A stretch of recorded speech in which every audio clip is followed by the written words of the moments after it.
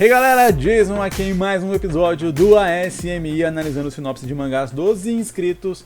Aqui, o nosso podcast onde a gente lê e comenta as ideias de mangás enviadas por vocês. Se você tem vontade de ter a sua ideia de mangá, a sua sinopse analisada aqui por mim, dá uma conferida aqui na descrição que tem um link para um vídeo onde eu te ensino a montar a sua sinopse e a enviar ela para aparecer aqui no nosso podcast. E caso você não tenha tempo para esperar, já que demora um tempo para a gente conseguir ler, você pode se tornar membro do canal. Quero agradecer aí a todo mundo que é membro do canal, vocês ajudam demais a gente a continuar aqui com esse trabalho no YouTube. Muito obrigado, a gente bateu a marca de 20 membros, cara. Eu tô muito feliz com isso, inclusive eu tenho que lembrar de fazer umas novas figurinhas lá para os membros poderem usar. Se você é membro, comenta aqui com as figurinhas que a gente tem disponível. Eu vou tentar fazer mais aí para vocês poderem brincar e usar aqui nos comentários. Tornando membro, você tem ali na área comunidade ou na área assinatura um post escrito sinopse dos membros, onde você pode comentar a sua sinopse lá e ela vai aparecer aqui no início de um vídeo, né? Você vai meio que pular a fila com quase 90 sinopses que a gente tem ali e vai poder passar na frente da sua sinopse analisada aqui. Então fica esperto ali com o critério de prioridade das sinopses de membros, que são, em primeiro lugar, membros que não tiveram as suas sinopses analisadas ainda, né, membros novos, etc. Depois, membros que já tiveram suas sinopses analisadas, mas sendo histórias novas, mangás novos, ideias novas.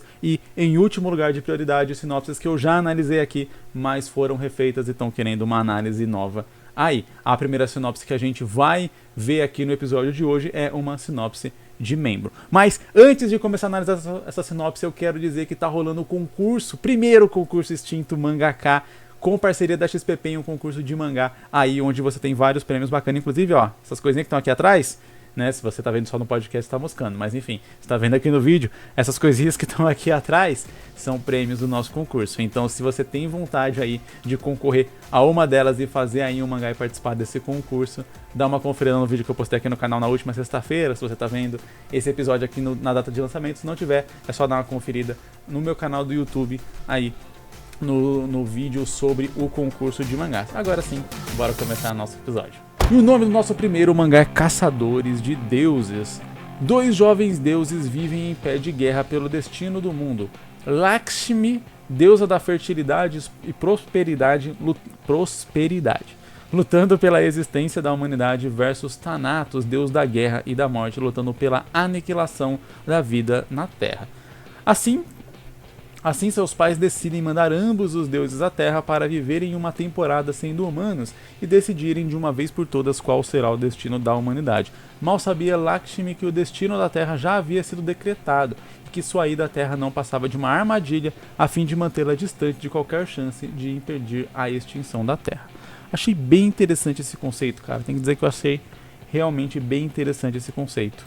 Eu dei uma lida aqui nos outros comentários pós-sinopse que a autora escreveu. Basicamente o que ela diz é que a Lakshmi é a única deusa que tem a habilidade de matar um outro deus. Porém, obviamente, como ela tem um apego muito grande à vida, ela não tem vontade de fazer isso. Ao mesmo tempo, né, ela luta ali, ela está meio que possuindo uma humana nesse período que ela está na Terra, de modo que se ela usar o poder dela muito, pode ser que essa humana não resista e morra também. Então, basicamente o que a gente tem aqui é um conflito da Lakshmi para tentar impedir a morte e coisa do tipo, tanto a morte ali dos seres humanos de modo geral, quanto a morte da sua hospedeira mais diretamente e até por fim a morte dos próprios deuses. Eu acho que onde a gente pode trabalhar nessa história, a autora ela deixou um pedido em caixa alta, dizendo que ela quer muito fazer um one shot e que ela sabe que essa história está muito comprida e ela quer saber o que ela pode resumir para tentar fazer essa história transformar, deixar ela mais curta.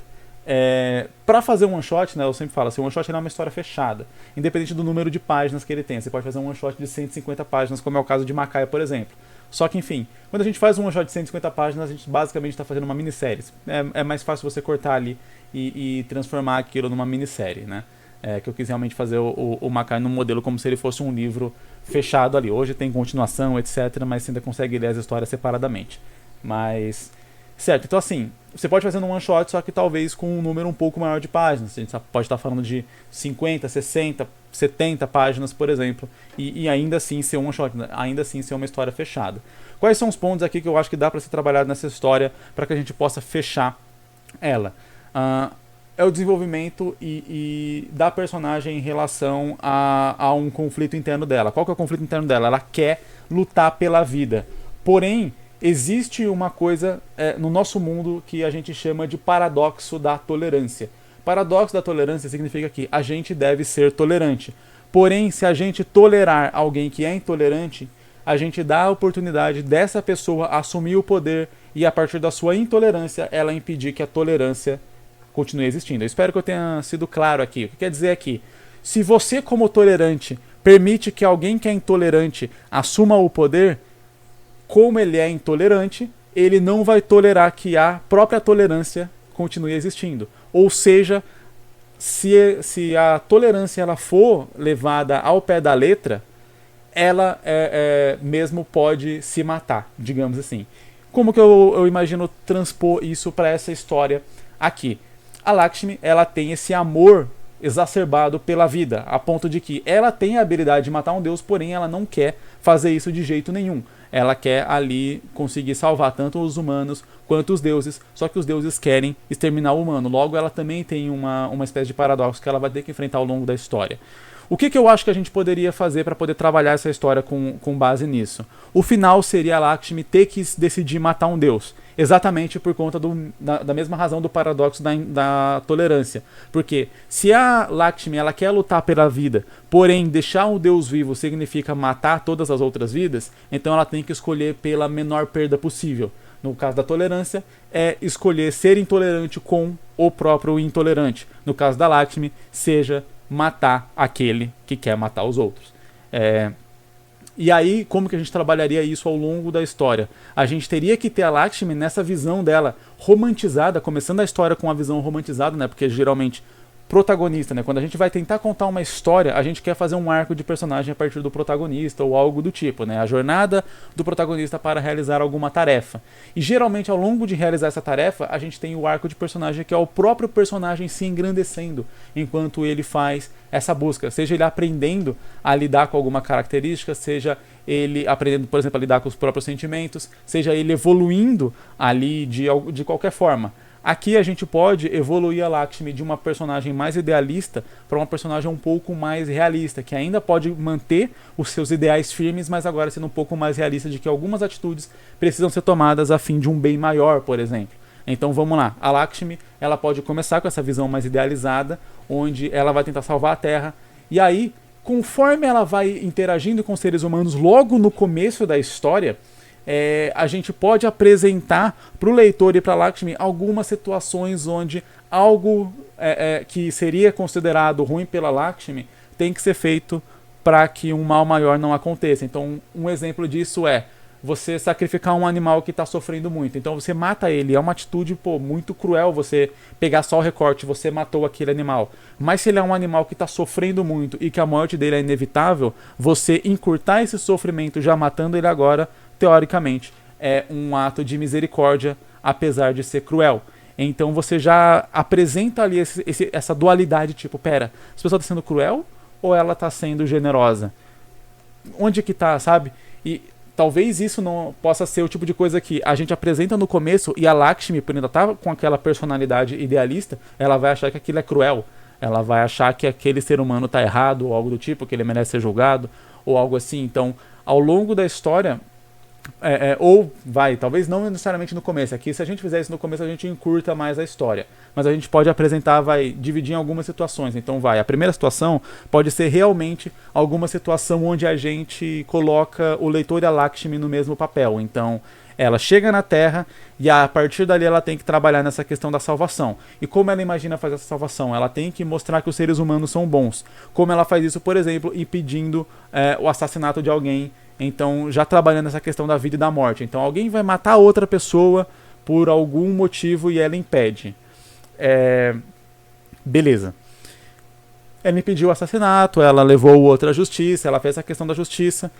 A gente pode ter algum desenvolvimento de alguma coisa ali que possa ter relação mais direta com os deuses e tal.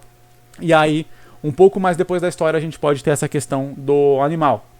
Então, um animal está sofrendo, alguém fala que tem que matar e tal, ela tá perto, ela tá acompanhando aquilo e ela não sabe se ela deve intervir, se ela não deve intervir. Ela ainda acha que aquilo é errado, mas agora ela já meio que não tem muita certeza, resolve não intervir e ela fica com isso na cabeça. E a gente tem, por exemplo, uma nova aventura envolvendo ali mais diretamente os deuses e tal, alguma coisa assim.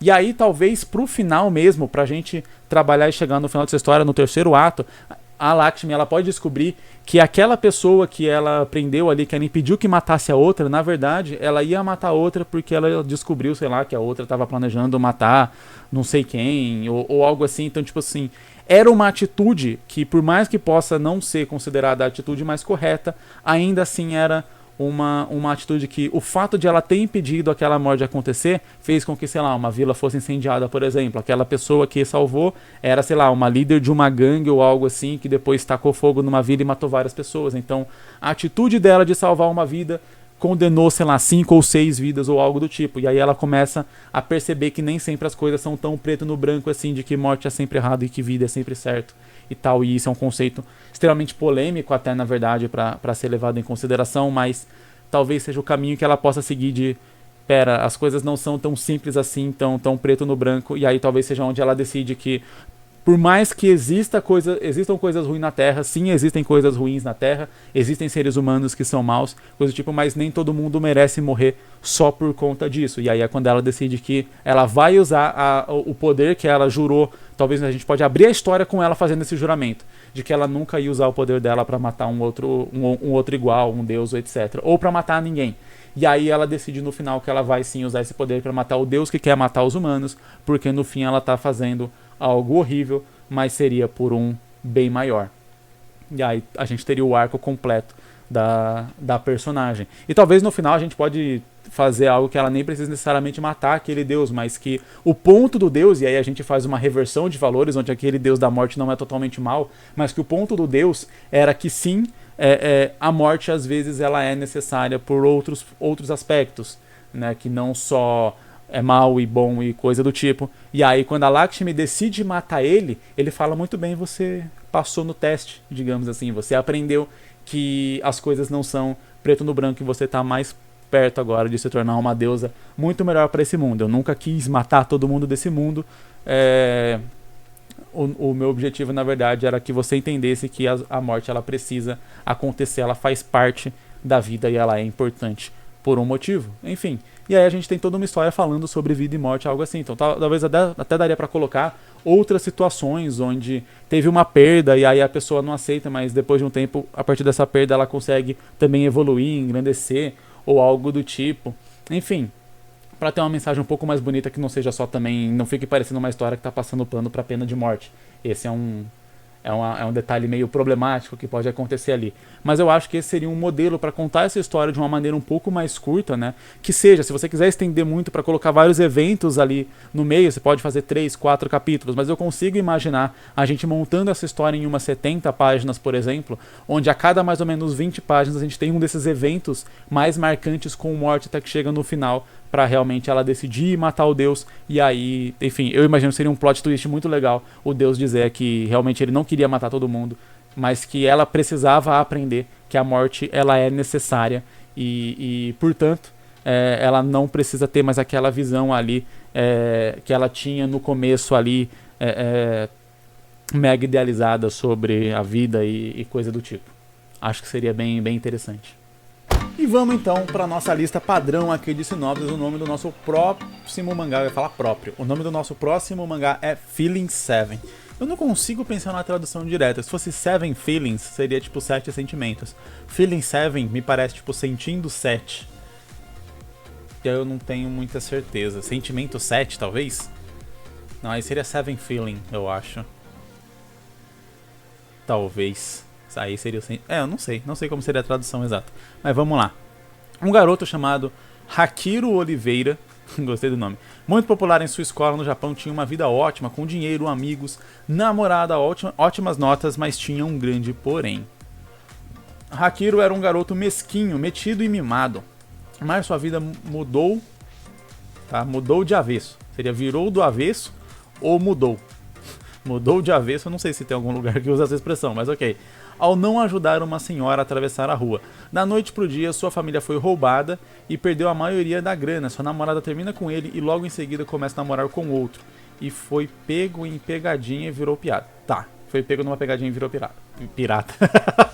E virou piada. Seria um reviravolta desgraçado na história. Então ele se mudou para o Brasil, o país natal de sua mãe, e lá começou a viver uma vida de classe média para baixa. Ele estava maluco, ele não conseguia digerir acontecimentos repentinos e ele agora não confia em nada e ninguém, se fechou com ódio de toda a sua volta. Após um mês, a história está se estendendo demais aqui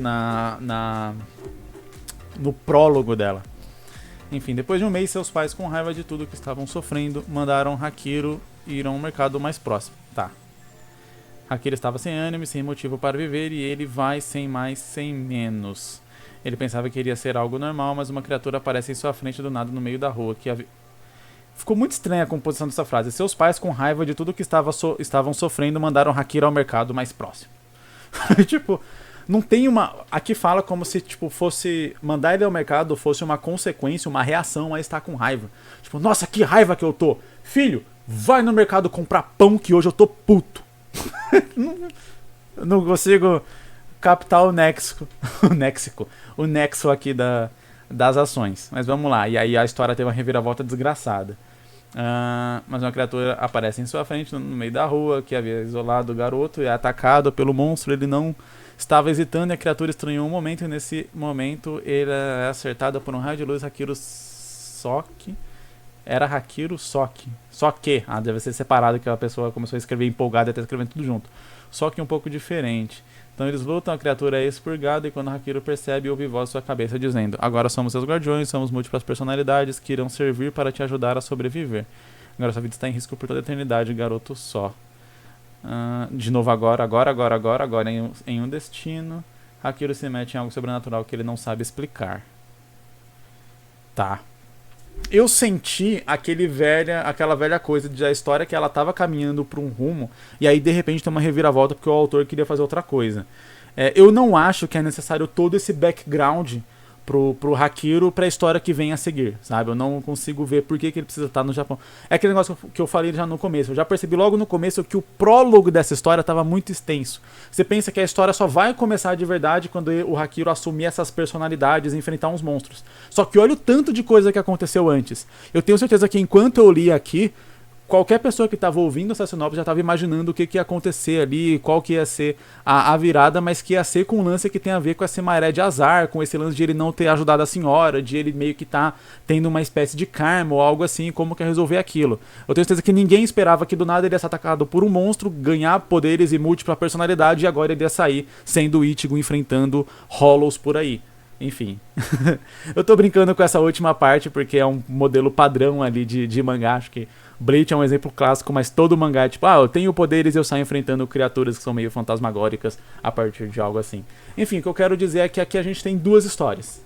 Uma história ela não depende da outra. A primeira história que estava sendo apresentada até o momento onde ele vai pro Brasil e ele tem ali essa maré de azar, ela não depende de nada que vem em seguida, do mesmo jeito que nada que vem em seguida depende do que aconteceu antes. E algo que eu já comentei aqui algumas vezes no canal é que se estender muito o prólogo antes de começar a história, você cria essa expectativa errada no leitor, que eu criei, eu tenho quase certeza que boa parte das pessoas que estão ouvindo aqui esse episódio também criaram uma expectativa de como que ia ser solucionado aquele caso, e aí você simplesmente muda de história, dá um alt tab, ali vai para outra aba, outra guia, e segue uma outra história completamente diferente daquilo que a gente estava lendo antes. Então eu dividiria essa história aqui em duas histórias completamente diferentes. Faria uma história do garoto que foi ali comprar pão e foi atacado por um monstro e agora ele tem múltiplas personalidades e sei lá, e algum destino ou algo do tipo e vai ter que lidar com isso. E eu faria outra história ali com o garoto que era mimado, que tinha várias coisas que queria, e aí ele faz uma má ação e tudo na vida dele meio que desanda. Particularmente, eu acho meio problemático o lance de tipo, ele mora no Japão, ele é muito bem de vida, e aí como se fosse parte dos reveses da vida dele, ele vem pro Brasil. Porque fica meio parecendo, tipo assim, morar no Brasil é um castigo, e pode ser um pouco xenofóbico isso. Eu acho que poderia ser, talvez, o contrário. Vamos supor que ele ele era mimado, eu já tô construindo uma história só com base nisso, esquecendo completamente o lance das múltiplas personalidades, das criaturas, etc. Mas vai. Ele era mimado, ele tinha tudo que queria, ele morava no Japão, a mãe dele era brasileira e tal, um negócio assim. E aí ele meio que se achava superior a tudo. Nisso, ele faz esse negócio de pode ser não ajudar uma senhora a atravessar a rua, pode ser não oferecer ajuda a alguém que tá precisando, algo assim. Alguma coisa que envolva exatamente esse egocentrismo dele, esse fato de ele ser mesquinho, metido, mimado, e aí isso gera uma consequência com uma pessoa, e essa pessoa, por exemplo, pode estar diretamente relacionada ao pai dele. Vamos supor, essa senhora que ele não ajudou a atravessar a rua, ela foi atropelada e ela faleceu. Essa senhora era empregadora do pai dele, ali na empresa onde o pai dele trabalhava, e o pai dele era quem, né, modelo japonês, padrão, o homem ali da casa é o chefe da família, quem paga ali por tudo. Ele, por conta dessa mulher ter morrido, sei lá, o filho dela assume a presidência da empresa, demite o pai dele, e aí isso gera esse revés, e aí sem dinheiro e sem família, por exemplo, o pai dele poderia não ter família no Japão, não consegue um outro emprego, e aí eles têm que voltar pro Brasil. Não voltar ao Brasil, né, mas a mãe chama eles pra ir pro Brasil, porque lá tem a casa dos pais dela e tal, então ele vai morar com os avós, e por estar numa realidade brasileira que é completamente diferente da realidade do Japão, ele vai começar a sofrer várias dessas outras coisas, então sofrer bullying, vai ter todo esse lance, ele não vai ter mais a namorada porque ele teve que se mudar, então ele pode tentar continuar namorando com ela ali meio que à distância, mas daí descobrir que ela traiu ele ou algo assim.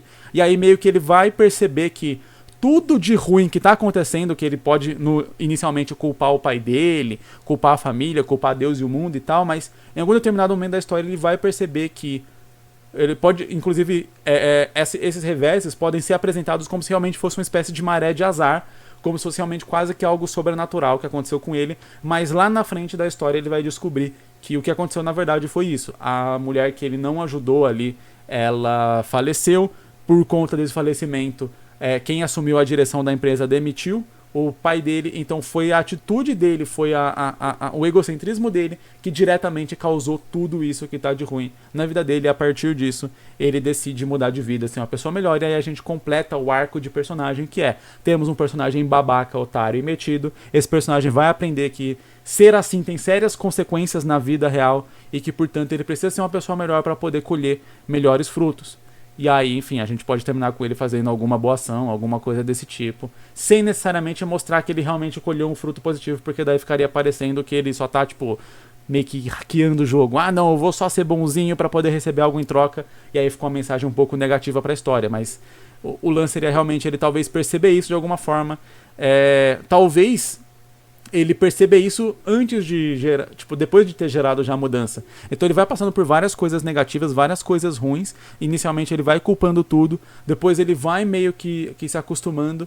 Ele pode ter algum conhecido, outra pessoa que meio que faz essas boas ações e não espera muita coisa em troca. E essa pessoa falar isso pra ele, quando você faz algo bom, coisas boas acontecem com você em troca, porque você ajuda pessoas, as pessoas no futuro elas vão te ajudar também, e por aí vai e tal. E aí ele começa a se convencer disso, e aí a partir daí que ele já tá meio convencido em mudar, já tá passando pelo arco ali, ele descobre que tudo o mal que aconteceu foi por conta daquilo lá. Ele pode cair numa espécie de depressão inicialmente, mas essa pessoa vem, ajuda ele, e aí ele decide ir lá e pedir desculpa pros pais e tal, e meio que repensar, reverter tudo isso que ele fez. E aí ele fala, não, já que foi culpa minha tudo que a gente tá acontecendo, eu vou arranjar um emprego, vou dar um jeito aqui de conseguir compensar por tudo que aconteceu e tal. Ele pode ligar pro dono da empresa e pedir desculpa, por exemplo, seria algo assim, e pedir desculpa, dizer que se arrepende muito, que sente muito pelo que aconteceu e tal, que ele se sente culpado por aquilo, ou algo assim, e aí beleza, então a gente passa por esse arco de mudança, e eu falei até que não precisaria ter necessariamente algo que viesse em troca disso para não passar uma mensagem errada, mas eu acho que se ele tivesse ligado, ele liga para pedir desculpa, e a gente ainda tem algum certo número de acontecimentos de história para dar uma certa distância entre ele ligar para pedir desculpa e o final da história, a gente poderia colocar no final da história, de repente, o pai dele recebendo uma proposta de que ele está sendo contratado de novo pela empresa para assumir a parte do Brasil, porque a empresa está expandindo para o Brasil, ele precisa de alguém no Brasil para representar a empresa, e o pai desse cara vai ser contratado, e meio que fica subentendido ali que foi porque o filho dele ligou, pediu desculpa e tal, um negócio assim, o cara meio que se comoveu, sabe que o pai dele é um bom profissional e tal, e decide contratar. Então meio que o lance da boa ação voltando pra ele através de uma forma ali. Porque ele ligou pra pessoa só pra pedir desculpa sem nenhuma intenção, mas daí voltou algo ali de bom pela atitude generosa que ele teve. Eu acho que seria um bom complemento pra história e a gente fecharia uma história sem nada sobrenatural, sem combate, sem nada assim. Eu acho que é uma ótima história. Muito legal com esse início da história, com essa parte aqui inicial da nossa sinopse. E aí, como eu disse, com a outra história lá das múltiplas personalidades, monstros, etc., a gente pode contar um outro mangá do zero que tem outro desfecho, outro posicionamento. Eu realmente acho que aqui a gente tem duas histórias completamente diferentes uma das outras. O nome da nossa próxima sinopse é O Anjo que se Perdeu no Mar do Esquecimento. Eu acho interessante esses títulos que são uma frase. Eu nunca consegui pensar em um mangá que o título fosse uma frase, mas eu acho interessante, O que é necessário para sair das profundezas e retornar? Tá escrito retomar, eu acho. Tá retomar, mas é retornar ao céu, eu imagino. Nenhum símbolo, escrita ou instrução resiste às correntezas desse lugar. E as incontáveis bolhas de pó sujam pensamentos, raciocínios e lembranças. Tá bem poético. Somente a pequena luz emanada das penas perdidas do anjo esquecido podem dar pistas ao caminho. O cinzento, outrora anjo guardião da terra, te convida a testemunhar sua história, desde a terrível perda de suas asas despedaçadas pelas bestas até o provocar do milagre capaz de resgatar quem tenha sido lá perdido e esquecido. Tá realmente bem poético aqui a história, o que é interessante para chamar a atenção para uma sinopse. Isso aqui é excelente, né? Quem já espera uma história mais shakespeariana, quase assim, já vai se encantar diretamente por essa história aqui. Pelo que eu pude entender falando aqui de maneira mais direta, né? Você tem um anjo que ele cai no inferno e agora ele meio que tem que retornar pro céu. Não entendi se no final aqui o que ele tá querendo dizer é que ele vai retornar com uma outra pessoa ou algo assim. Se a ideia do anjo era meio que ir lá resgatar alguém ou algo desse tipo. O final da sinopse me deixou essa dúvida. Mas, enfim. Tem uma história que eu ia criar que era mais ou menos parecida com isso. Onde tinha o lance de um anjo que ele também cai e tal. E aí ele vai... À medida que ele cai, ele vai virando um demônio. Enfim, ele quer tipo salvar uma mulher, alguma parada assim. Ele se apaixonava por uma mulher faz muito tempo. Tô falando de coisa de papo de mais de 10 anos que eu tive essa ideia desse mangá. Acho que ele se apaixonava e aí ele, por se apaixonar, ele era expulso, ele caía e aí nisso ele ia se tornando um demônio aos poucos. Mas eu não lembro qual que era a trama em si da história que aconteceu. Eu lembro que eu cheguei a escrever toda a história em umas 3 folhas de caderno. Na época eu escrevi ela e escrevi Matsuru, e aí eu decidi fazer Matsuru. Tinha mostrado para alguns amigos da escola e tal, e decidi fazer Matsuru. Então tinha uma história que era relativamente parecida com essa aqui. Se o anjo vai resgatar alguém no universo, no inferno, fica com cara de Dante Inferno, né? Inferno de Dante e tal, que é mais ou menos a mesma premissa, apesar de o cara não é um anjo, ele é um humano normal, se eu não me engano. Aqui seria um anjo, que fica legal, dá para adicionar aí suas próprias características. Agora, se o lance aqui realmente ele caiu e ele quer retornar ao céu, eu acho que a parte mais complicada aqui é a gente definir a mitologia de como que isso seria possível, de quais seriam os passos. Por que acontece? Pra gente, como de forma abstrata, é interessante você pensar, não tem como sair daqui, ele vai ter que achar essas coisas e tal. Só que essa busca por pistas, por descobrir uma forma, ela pode ser uma busca quase que incansável. A não ser que a história seja sobre a busca em si, sobre alguma coisa relacionada à esperança ou algo assim, ou seja uma história episódica sobre as aventuras desse anjo no inferno enquanto ele tenta buscar sair, e sair é só uma meta meio que quase inalcançável dele, eu acho que pode funcionar. Do contrário, se for realmente uma história para ser com uma progressão um pouco mais direta, isso é um pouco mais complexo. Vamos pensar no Caverna do Dragão aqui. Caverna do Dragão, os personagens têm um objetivo claro de sair daquele mundo e voltar para o mundo deles. E cada episódio são eles numa tentativa inútil de sair daquele mundo. Então é um episódio, chega o Mestre dos Magos e ele fala, lá tem um portal que você vai sair desse mundo. Aí eles vão lá, tem que resolver todo um problema, toda uma treta. Chega no portal, às vezes eles até conseguem passar pela droga do portal, o cabeçudinho fala, e aonde? E aí eles voltam. Enfim, o portal fecha. Mas geralmente é tipo assim, é uma busca inútil por sempre ficar tentando voltar pra casa, porque o foco da história são nas aventuras que eles vão ter ali naquele mundo e não necessariamente em conseguir voltar pra casa de verdade. Esse é o objetivo inalcançável ali, porque a ideia era ser essa série. Aqui tem como fazer essa mesma coisa, tem como você só contar várias aventuras no inferno, quests, missões, que esse anjo tá fazendo no inferno, com o objetivo de tentar voltar, mas todas elas ou são só uma pista que vai deixar ele um pouco mais perto, ou são só tipo coisas que ele achou que ia ajudar, mas que na verdade eram falsas e tal, e ele meio que só perdeu tempo ali, e o foco são essas aventuras.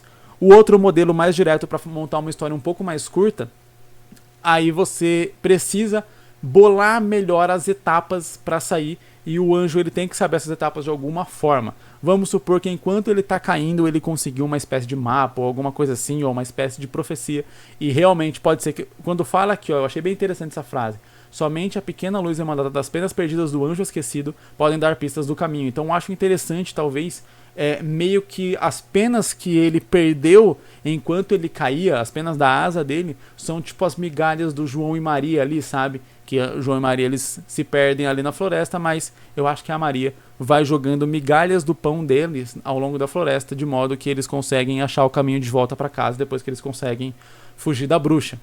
É isso, né?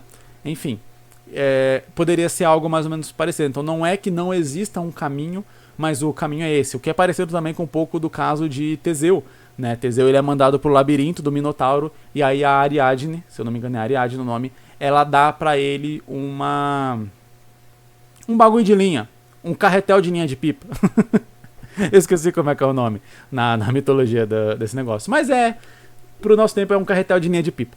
E aí ele pega esse carretel, e aí ele vai dando corda, ele vai dando linha, é da linha que chama? Enfim, ele vai dando corda ali, faz um caminho por onde ele passa, quando ele consegue derrotar um Minotauro, eu não lembro como é que ele derrota o Minotauro, mas ele consegue deixar o labirinto por conta dessa corda que ficou ali no caminho todo que ele percorreu. Então aqui seria mais ou menos a mesma coisa. A gente pode imaginar tanto que o anjo está indo resgatar alguém, e que aí nesse processo ele já sabe que ele vai perder as asas no caminho, e essas asas vão ser, e essas penas vão ser exatamente o caminho de volta que ele vai seguir, ou ele simplesmente cai, e aí ele descobre que enquanto ele caía, as penas dele ficaram no caminho, e exatamente essas penas que vão permitir com que ele saia.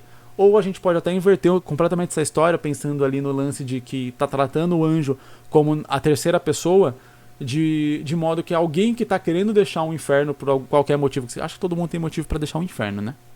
Mas vamos supor, mas a gente tem que criar aquela identificação com o personagem, né? Eu sempre falo, então por mais que seja, tipo, tá, qualquer pessoa que tá no inferno quer deixar o inferno, ninguém quer ficar lá. Mas você cria alguma motivação pessoal do tipo, eu quero reencontrar meus filhos, eu quero reencontrar minha esposa, ou qualquer coisa do tipo. Ou algo assim, ou tipo, minha esposa morreu e eu descobri que ela tá no céu, então eu quero voltar pro céu. Essa pessoa, que seria um ser humano normal ali que morreu, pode encontrar o anjo, e o anjo diz isso. Quando eu caí, minhas penas ficaram pelo caminho, então é só achar minhas penas que você vai sair. E aí a gente não tem necessariamente o anjo fugindo, mas a gente tem o anjo que serviu como essa pessoa, como esse guia que deu a primeira pista para que o protagonista verdadeiro da história consiga seguir ela e ir rumo até a saída. Eu acho que essas são as formas interessantes ali de se contar isso. Nesse segundo modelo, onde a gente tem realmente a jornada direta para a saída ali e sair ao grande objetivo, seria uma história mais curta, um one shot daria para ser trabalhado assim, por exemplo. Já no outro, onde a gente foca mais ali na pessoa tentando buscar as pistas, os caminhos e tal, nas aventuras, a gente foca mais em explorar o inferno ali, seria uma história mais longa, mais episódica e tal, onde a única diferença seria que em algum determinado momento ia ter uma pista que realmente talvez ia levar ele pro céu. Seria tipo só mais uma pista e beleza, essa deu certo. E não realmente uma jornada, todo um caminho para chegar nesse ponto. E vamos para a nossa última sinopse de hoje, que se chama Dragon Man. Eu gostei desse nome. A história se passa em um mundo onde vivem os homens dragões, uma raça de pessoas que se transformam em dragões. Ok, meio autoexplicativo. Eles dominaram a humanidade, que agora é toda escrava deles. Nesse contexto vive Jorge, um menino humano aparentemente normal, só que depois da menina que ele gosta cair de um penhasco, ele desperta sua forma dragão para salvá-la. Com isso, todos na sua vila veem ele como uma aberração. Ele e sua mãe fogem até que os homens dragões matam ela. Jorge escapa e jura vingança, e também descobre a origem dos seus poderes. Tá, a gente tem alguns clichês aqui que eu acho que essa história tecnicamente não precisaria diretamente desse clichê, apesar de que acho que a outra vertente que eu imaginei pra história também seria um tanto quanto clichê. Pra mim, o lance do descobre a origem dos seus poderes, talvez seria, tipo assim, descobre por que consideravam ele como um humano, tipo assim, de onde que ele vem, ou algo desse tipo. A necessidade que eu vejo aqui do protagonista ele ser um homem-dragão, né, num mundo onde homens-dragão existem e são escravocratas, etc., seria o de ele meio que libertar os humanos, de ele... É aquele velho negócio, né, tipo, várias histórias trabalham esse mesmo contexto, que é a gente tem vampiros e lobisomens que lutam entre si. Aí nasce um híbrido de vampiro e lobisomem, aí por ele ser os dois, eles conhecem os dois mundos e ele meio que vai ser o elo ali que vai acabar com essa guerra. A gente tem orcs e humanos em guerra, aí tem um meio humano, meio orc que vai ser... Tem várias histórias que elas seguem esse mesmo modelo, e nada de errado com isso. O lance é como que a gente trabalha para que essa história seja interessante. Porque quando o nome da história é Dragon Man, a gente já sabe logo de cara que o garoto é meio dragão. Tipo, isso é uma coisa quase que óbvia ali. Então seria um acontecimento que eu acho que teria que estar logo no começo da história aqui. Tipo, já acontecesse esse lance de ele se descobrir como dragão logo de cara. E se o objetivo da história é fazer um lance de vingança, é que eu acho que vingança... Não tenho certeza se vingança seria a melhor escolha aqui, dado esse contexto. Porque seria meio que ele se voltando contra o próprio povo. Então seria um lance de... como fala? O oprimido virar opressor. Talvez ficaria meio que parecendo algo assim. Eu não sei se o lance da vila ver ele como uma aberração também é algo condizente diretamente com aquilo. Pode não necessariamente ver ele como uma aberração, mas enxergar ele com medo dele, já que vamos pensar nisso. Todos os humanos são escravizados pelos dragões humanos, pelos dragomens. E considerando que eles descobrem que um dentre eles era um dragomem, a partir daí eles vão ter medo daquele ali, porque eles estão condicionados a ter medo dos dragomens. Todos eles são escravizados pelos dragomens. Então faz bastante sentido isso acontecer. Não necessariamente ser mal visto, maltratado, porque aí novamente a gente está... Qual é a mensagem que a gente está passando com isso? É um negócio que eu sempre bato aqui, né, nessa tecla. Eu sempre bato nessa tecla aqui nos vídeos. Qual é a mensagem que a nossa história está passando? Qual é a história que a gente está contando, afinal de contas? Porque, obviamente, todos nós temos valores aqui internos nossos que a gente quer transparecer nas nossas obras e algo do tipo. Muitas vezes pode dizer, não, Dias, só quero contar uma história legal onde o cara ele vira um dragão e ele vai lutar com os outros homem-dragão. É só isso que eu quero. E aí eu digo, se é só isso que você quer, então você não precisa de todo esse contexto dramático aqui. Você pode fazer um torneio de dragomens.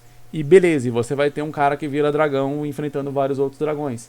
Ou se é isso, faz uma história mais curta com as coisas. Mas geralmente não é isso que a gente quer. Geralmente a gente fala, eu quero fazer isso porque é legal, mas eu quero ter esse drama da namorada que... Se o cara pensa na namorada que morreu e na vingança, ele quer que tenha algum impacto emocional isso. Se o cara pensa num personagem que ele teve um passado trágico e que agora ele vai conquistar algo, ele tá querendo que aquilo passe alguma mensagem, ele tá querendo trabalhar algum drama daquela forma. E aí, como eu sei que todo autor ele quer que a sua história seja um pouco mais profunda do que só uma simples porradaria, eu digo, qual é o tema que a sua história está trabalhando, quais são as emoções que a sua história está trabalhando, qual é a mensagem que ela está passando ali no final. É uma mensagem de que, se você é diferente, até seu povo vai considerar isso, então todo mundo é errado, vamos matar todo mundo e vamos explodir tudo, que esse é o certo. Né? Porque fica um pouco parecendo isso quando fala que ele era dos escravizados, e aí por ser diferente, os escravizados veem ele como uma aberração e talvez distratam ele. Uma coisa é eles terem medo. Quando a gente faz eles terem medo dele, a gente como leitor fica meio que com pena deles. A gente fala, putz, os caras estão tão... Eles têm tanto medo dessa situação, eles foram colocados numa situação tão temerária que, mesmo alguém que cresceu com eles, que faz parte deles, que é um deles ali, só por ter essa menção àqueles que escravizam eles já sentem medo daquilo ali. Então, você fica com um sentimento mais de dó, com um sentimento de pena, com um sentimento de querer ajudar ou resolver aquela situação de alguma forma. Já se o nosso protagonista, que a princípio a gente tem que empatizar com ele, essa é a função de todo protagonista, que a gente se importe com ele de alguma forma, ele vai sofrer ali nas mãos dos escravizados, a gente vai ficar com raiva dos escravizados. Aí ele vai sofrer nas mãos dos dragomens, a gente vai ficar com raiva dos dragomens também. Aí vai ficar um negócio meio que de ele contra o mundo, a gente vai ficar com raiva de tudo e meio que você se perde no meio de, o que que eu quero com essa história? O que vai ser o final? Ele vai matar todos os dragões, mas daí ele não vai poder libertar os humanos, porque os humanos também trataram ele mal. E aí nisso, ele também tem que matar os humanos, ele vai matar os humanos também, e no final vai ficar só ele no mundo. Qual que é o que a gente está querendo trabalhar? Qual que é o objetivo que a gente quer chegar com essa história? E aí é essa pergunta que o autor se faz. Pô, meu objetivo final com essa história aqui, como que ela termina? Ela termina com os humanos e os dragões vivendo em harmonia.